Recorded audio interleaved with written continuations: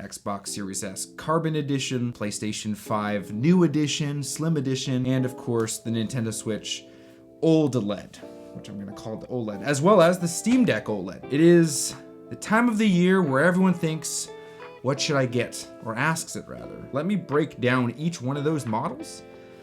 Let's start with the Nintendo Switch. So first things first, welcome to my Nintendo section. I mean, I have some PlayStation on here, but we got plenty of Nintendo stuff. And the first console to talk about is Nintendo with the 3 options. So you notice I don't have any coffee on me, so let me show you some gratuitous coffee B-roll as I talk about the Nintendo Switch. And when we're done with that B-roll, you're just gonna notice that I have coffee in my hands now.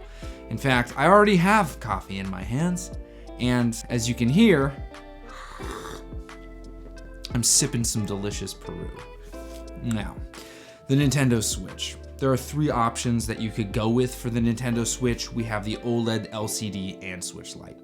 I've covered plenty of this, but this holiday season, as well as going into the next season, we just have to understand that this very console is on its way out. Now, does that mean you shouldn't get it? I say no. I think the Nintendo Switch is a great console.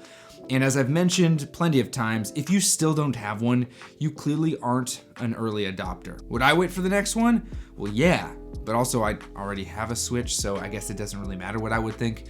This is more what you would think. I think that getting into a Nintendo Switch right now is great. There's plenty of games. They're proven, they're updated, they're solid, and they're a lot of fun to play.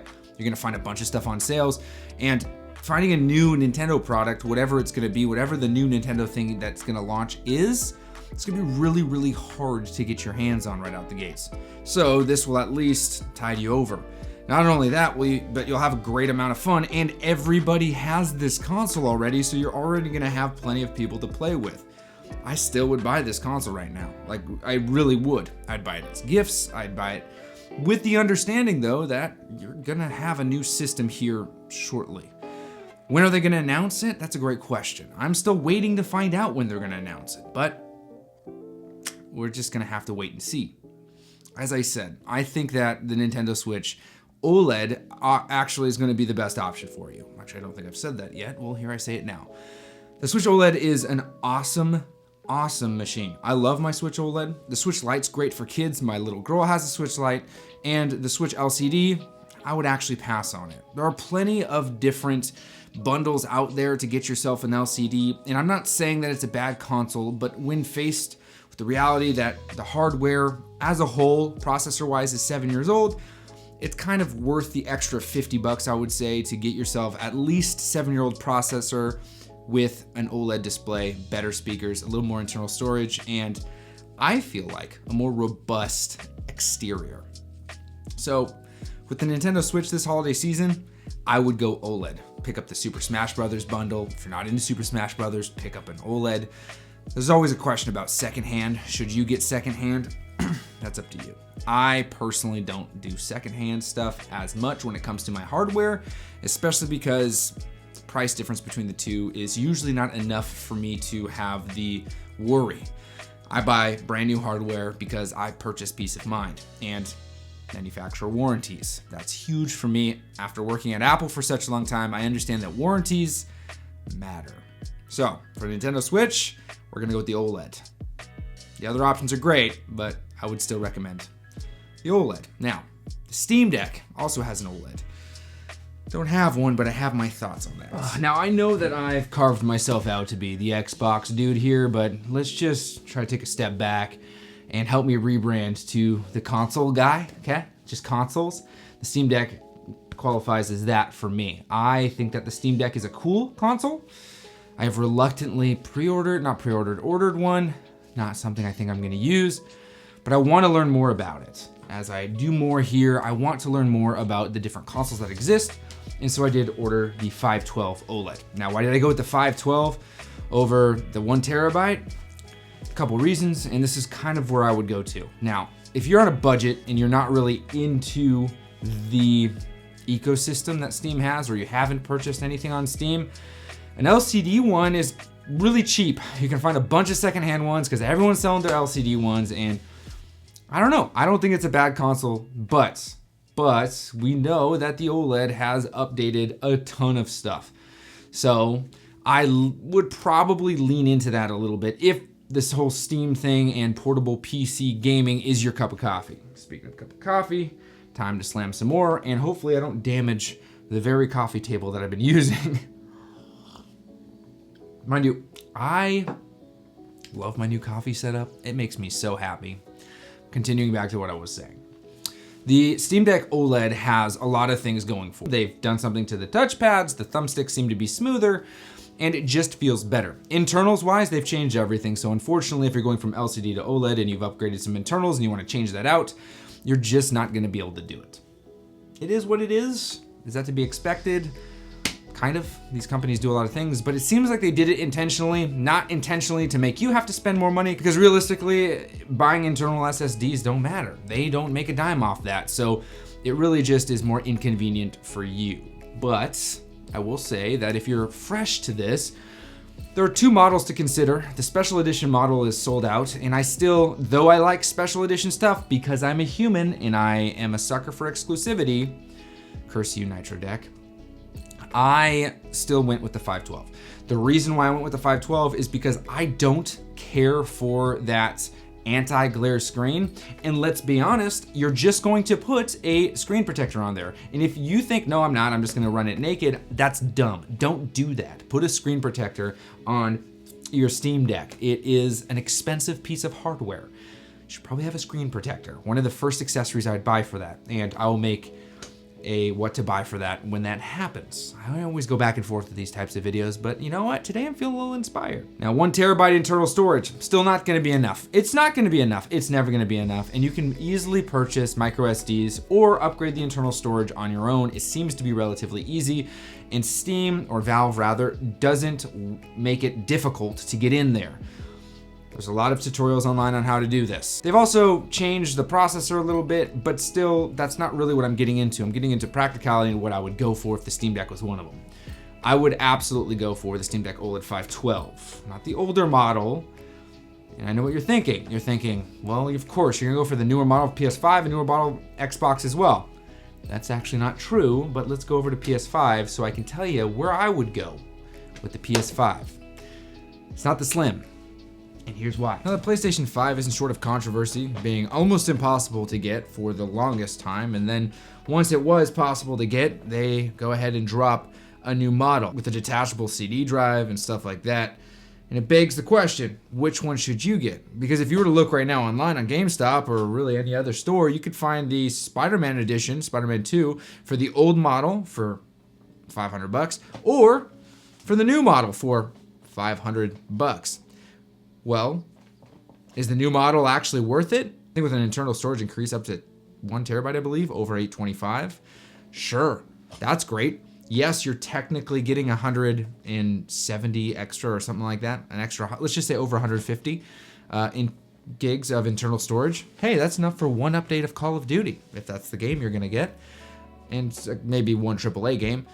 The internal storage increase is nice. So I guess value-wise, if we are going to look at which one is a better value, then getting a disk drive version of the new model, if you are looking at both, would be the better value. But I think you can get yourself a disk version of the old model for very, very cheap. Places are trying to offload stock. They think that the new one is really the new and improved version, and I've watched enough videos comparing the two online to see that the difference between the Slim and the Fatty is form factor. In fact, there's more plastic in the Slim than there is in the Fatty. Whether that's good or bad, whatever. The performance is the same. Everything's the same. But the Fatty is gonna be cheaper. You're probably gonna find a model by itself at a store cheaper, and I think that honestly, it is going to be the way to go here. Now, why Kingdom Hearts, you ask? Great question. Because this game actually cured my gamer fatigue, and I'll talk about that in another video, but this game is doing wonders for me, and it's a game that my community is playing together. If you wanna be a part of that, it's real simple. You hop into Discord. We have something called Play, and we play video games together. For the whole year of 2024, Kingdom Hearts, the series, is what we're trying to get through. There are, I believe, 13 games released, but I think it's like 8 are playable, while the rest are just cutscene movies that you can get through, which is fine because some of them are pretty brutal. They didn't age well. And so Kingdom Hearts is the way to go. It's exciting, it's fun, and most of all, it doesn't matter what you play on. You can play on your PlayStation 5. If you want to play it on a Nintendo Switch, I guess you can, I wouldn't. You can play it on the Xbox, which we'll talk about in just a moment, and you can even play it on, I believe, the Epic Store. That's how you get the PC version of this game. I have a blast playing it, and I'm streaming it, not exclusively, but pretty much most of the gameplay this year is going to be all around this. Still figuring out whether it's going to be over on Twitch or here on YouTube, but that is what we're doing when it comes to this game. And it's a lot of fun. Now, I think we should talk about the beloved Xbox, and as you can see here, I do have the Series S, even though in this holiday season, you can buy a Series X for the same price as this Series S at Walmart. Crazy, right? So let's land the plane on Xbox, shall we? Lies of P, a great game. The Xbox as a whole has 3 models to choose from. Right now in Walmart, you can probably pick up a Series X for $350. Now it's pickup only. Which one should you get? I've made probably 30 videos about which one is the right one for you.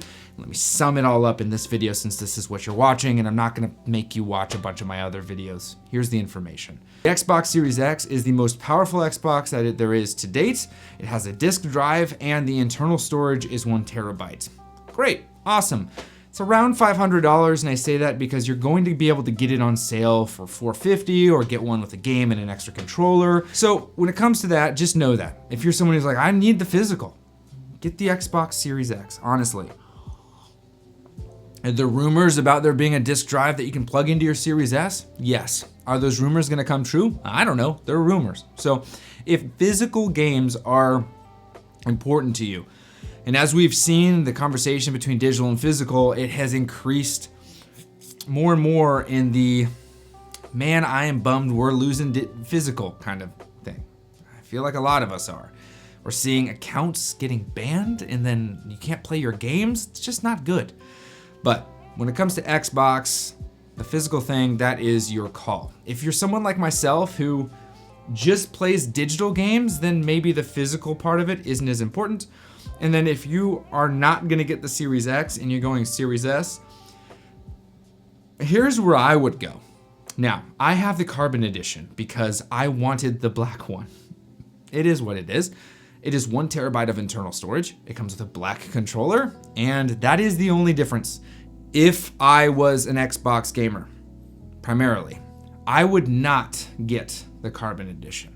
I know, crazy, right? Let me explain.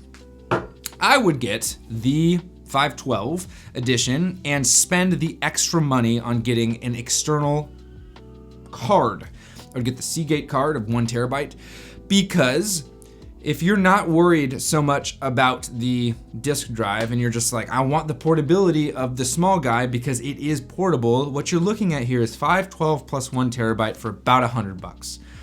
Makes the system around $400 now. Now, I'm saying around 100 and around 400 because really it's about 130 for the card, and you can probably get an Xbox Series S White Edition for $270, if not $250, which is insane that you can get the Series S White Edition for that. But what this does is it gives you more internal storage than the Xbox Series S Carbon Edition. Because if that is the only thing that is different between the two, you're going to need more storage. You are a digital only gamer now, and that kind of digital library takes up a ton of space. And if I'm being honest with you, 1 terabyte, 1.5 terabytes just isn't enough in and of itself. Shopping the holiday sales, it might benefit you to get the cheaper, smaller internal storage version of the system, and then a memory card to now have, if you're okay with the white version, a white Xbox Series S with 1.5, maybe even 2.5 terabytes worth of internal storage.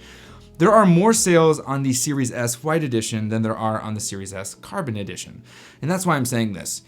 And again, want to say it one more time. It is the same when it comes to processing power. So you're not going to be missing out on anything.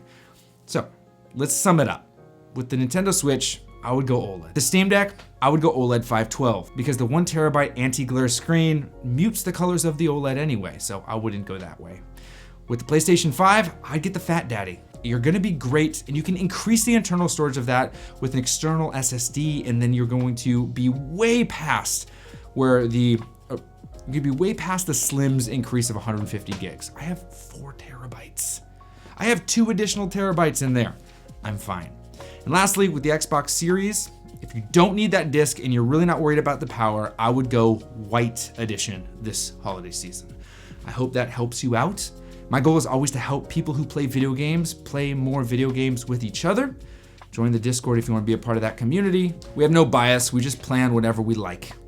But most of all, happy gaming.